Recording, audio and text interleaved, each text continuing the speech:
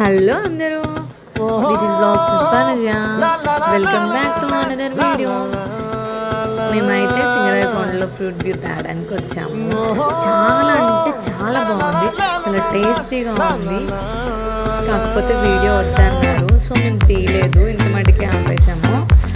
మా తమ్ముడు అయితే వెళ్ళాడు, తనైతే తీసాడు. ఆ చిన్న క్లిప్ నేను లాస్ట్